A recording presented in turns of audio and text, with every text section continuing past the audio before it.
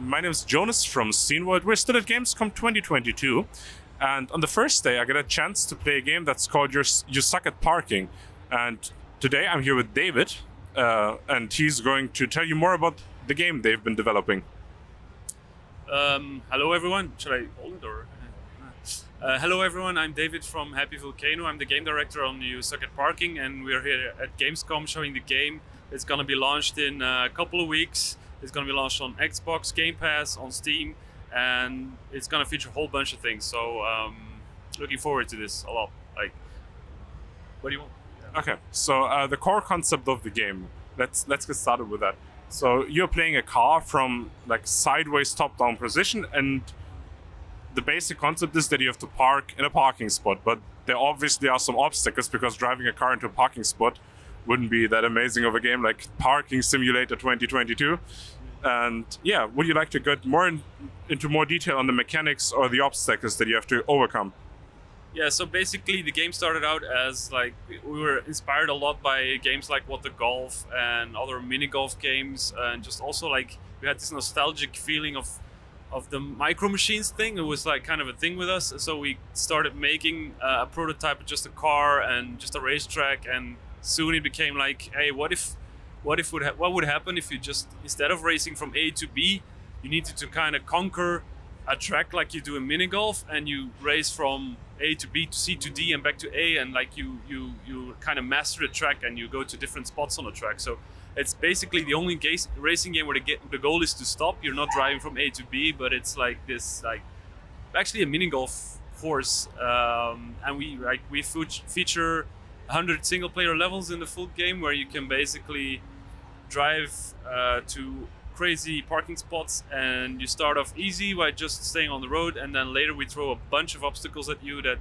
make your life miserable and make you stuck at parking even more. So that's basically the gist of the game.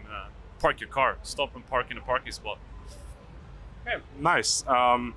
During the playable demo or preview version that you've brought to Gamescom, while playing that, I've run into speed boosting blocks, into bouncing blocks, and into ramps, if I remember correctly. Is there anything I've missed in that preview version that influences how the car behaves or influences the way you need to go around the circuit?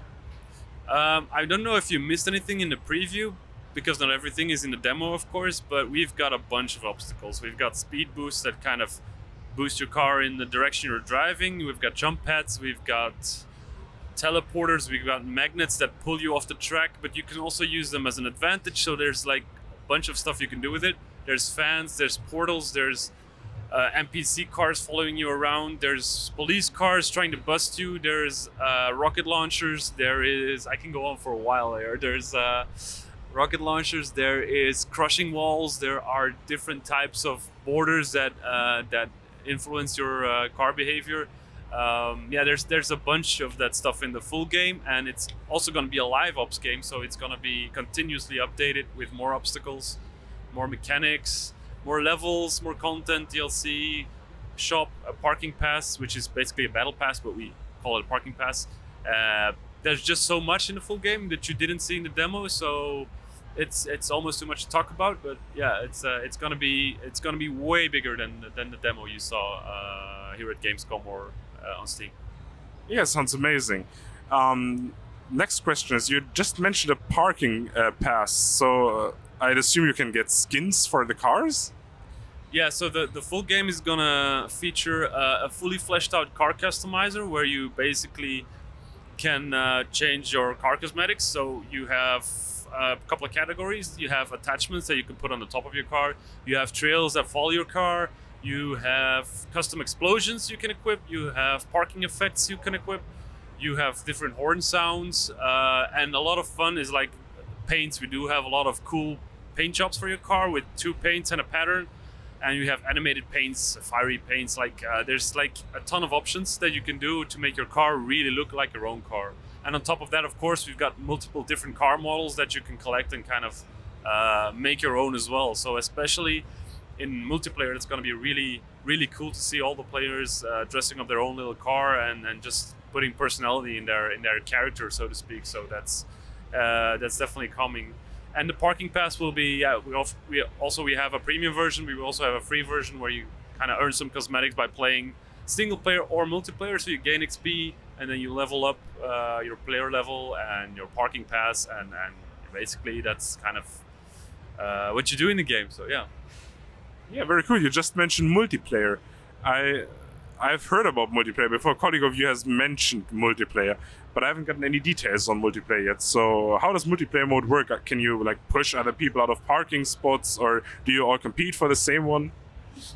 Yeah, so the demo right now is just a single player, but we've been the multiplayer is in the works. It's basically done.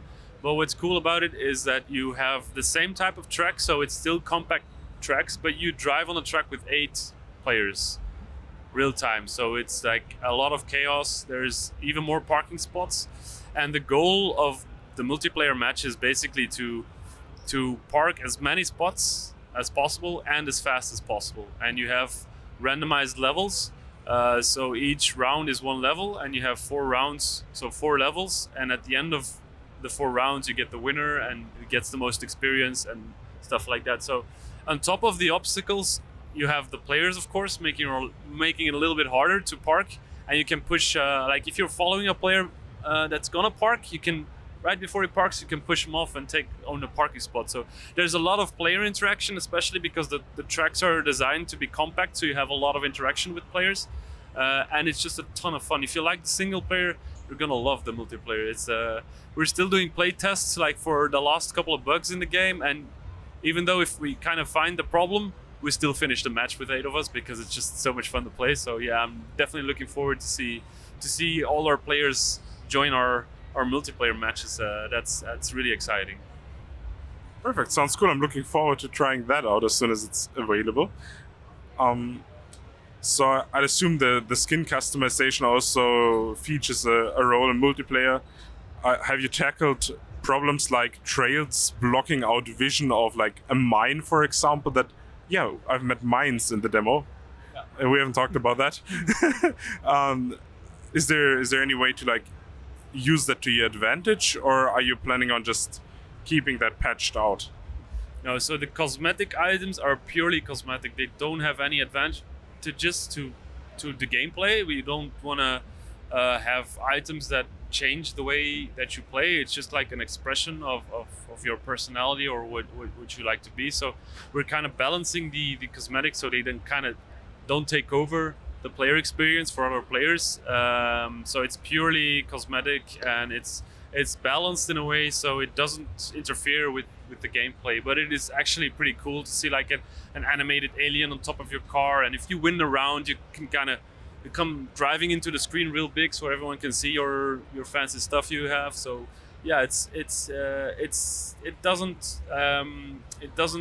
change gameplay whatsoever, or your driving, or it doesn't boost your car or anything like that. It's just purely cosmetic, and that's the way we're gonna keep it as well. We don't want to change the formula or make it unfair for other players that don't have those cosmetic items. Okay, cool. That sounds like an important aspect because it probably would ruin the fun for the players really fast. Is there anything else about the game that you want to mention that I didn't pick up, that we didn't talk about yet?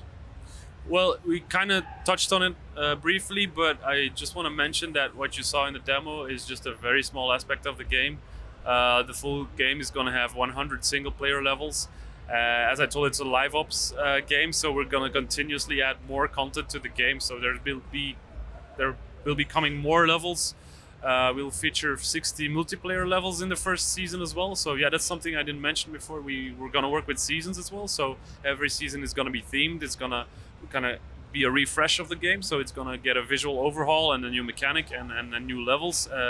And that's all free. So once you got the game, you can enjoy all the extra content that is not single player. You can enjoy that for free. So everyone has the same version of the game.